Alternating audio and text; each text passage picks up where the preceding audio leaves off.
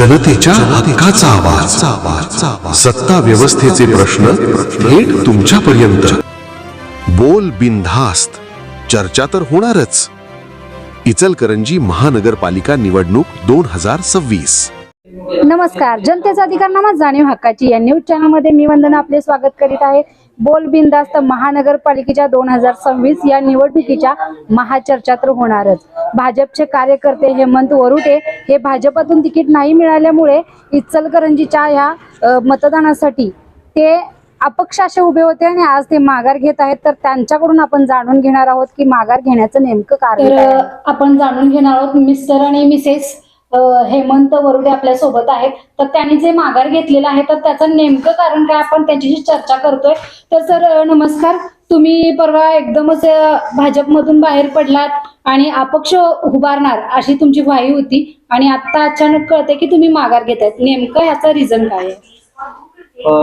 मुळात आपण मागच्या सरकार अधिकारनामा यात आपण बोलताना तुम्हाला कल्पना दिली होती की आम्ही दिलेल्या उमेदवाराबद्दल नाराज नाही आहोत.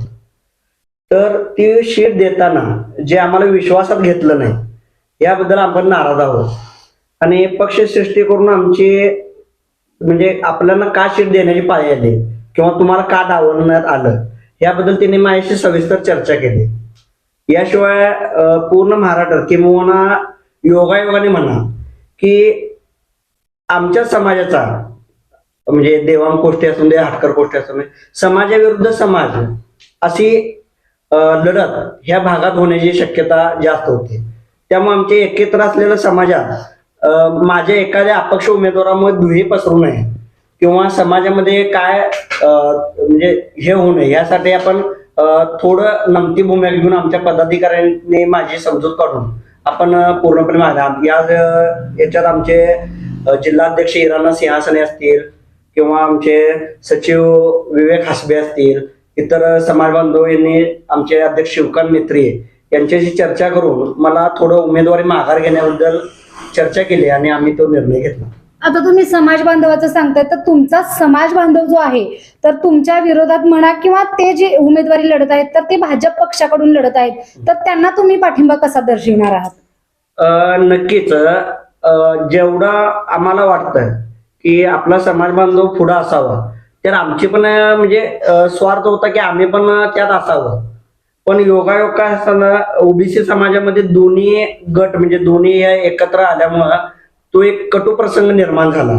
त्यात आणि आमची पक्षाबद्दल नाराजी होती ती आपण दूर करण्यासाठी म्हणजे वरिष्ठांनी मला कल्पना दिली म्हणजे का झालं असं त्यांनी मला सांगितलं आणि त्यामुळे मी आता म्हणजे समजून माहिती निघलेली मी पूर्णपणे निर्णय घेतला की माघार घ्यायचा. म्हणजे समाज बांधवाला एक सपोर्ट असावा आणि एका समाजामध्ये दुभंगता नको यासाठी तुम्ही माघार घेत आहात. 100% त्यासाठीच आपली भूमिका आहे. कारण मी एक समाजाचा पदाधिकारी आहे, मी हाटकर कोटी समाजाचा उपाध्यक्ष आहे.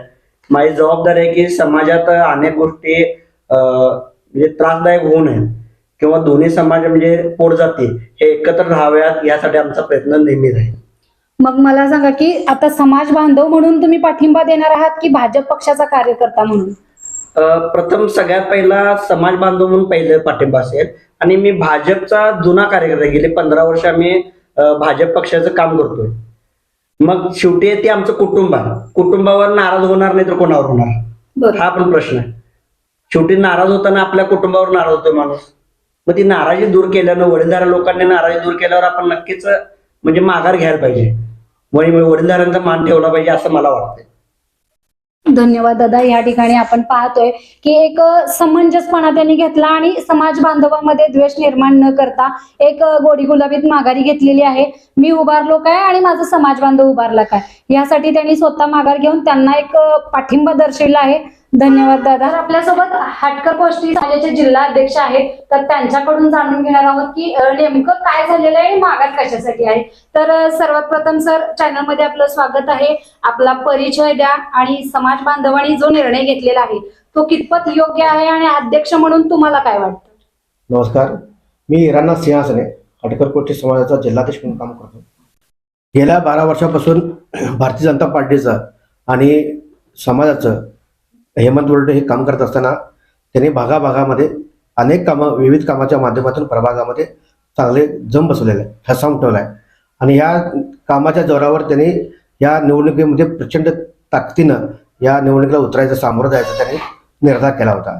पण दुर्दैवानं त्यांची भारतीय जनता पार्टीनं दखल न घेतल्यामुळं आणि समोर आमच्या समाजाची जागा असल्यामुळं त्यांना आम्ही समाजाच्या वतीनं विनंती केली की तुम्ही समाजामध्ये सहलोका राहिला पाहिजे आणि समाजामध्ये असं मतभेद न राहता आपण एकत्र आलं पाहिजे. ह्या समाजाच्या केलेल्या विनंतीला त्यांनी मान देऊन आज माघारी येण्याचे त्यांनी मान्य केले. त्याबद्दल समाजाच्या वतीनं खरं म्हणजे हेमंत बोर्डे यांचा मी आभार मानतो. त्यांच्या सौभाग्यवती वर्षा वहिनींचा पण मी खरं म्हणजे आभार मानतो.